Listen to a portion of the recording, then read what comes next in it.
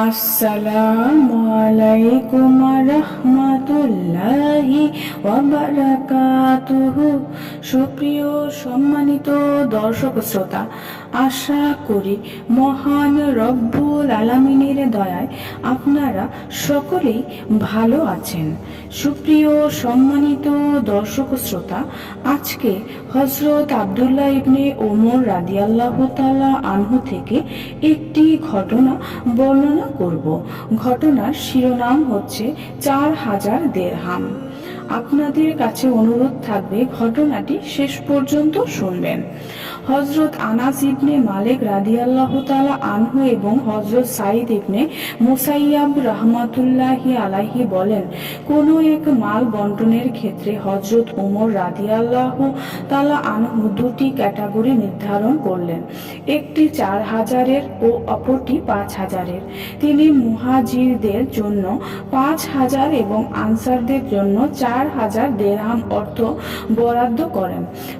মুহাজিরদের যেসব সন্তান বদর যুদ্ধে অংশগ্রহণ করেনি তাদেরকেও 4000 দিরহামের তালিকায় অন্তর্ভুক্ত করেন। এই 4000-এর তালিকায় লোকদের মধ্যে ছিলেন ওমর ইবনে আবু সালাম ইবনে আব্দুল আসাদ মাখজুমি, উসমা ইবনে জায়েদ, মোহাম্মদ ইবনে আব্দুল্লাহ ইবনে জাহাশ আসাদি এবং আব্দুল্লাহ ইবনে ওমর রাদিয়াল্লাহু তাআলা আনহুম। হযরত আব্দুর রহমান ইবনে আউফ রাদিয়াল্লাহু তাআলা আনহু ছিলেন একজন বিশিষ্ট সাহাবী। তিনি হযরত ওমর রাদিয়াল্লাহু তাআলা আনহুর ঘনিষ্ঠ ছিলেন। তিনি ইবনে ওমর রাদিয়াল্লাহু তাআলা আনহুর ব্যাপারে খলিফার কাছে সুপারিশ করলেন এবং তার বিশেষ কিছু বৈশিষ্ট্যের কথা অবগত করলেন। ইবনে ওমর রাদিয়াল্লাহু তাআলা আনহু বললেন, যদি আমার হক থাকে তবে আমাকে দিন, অন্যথায় নয়। হযরত ওমর রাদিয়াল্লাহু তাআলা আনহু আব্দুর রহমান ইবনে আউফ রাদিয়াল্লাহু তাআলা আনহুকে বললেন, আমাকে 4000-এর তালিকায় রাখুন আর ইবনে ওমরকে 5000-এর তালিকায় রাখুন।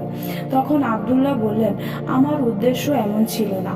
হযরত ওমর রাদিয়াল্লাহু তাআলা আনহু বললেন, শপথ আল্লাহর, আমি এবং তুমি কখনোই 5000-এর তালিকায় একত্রিত হব না।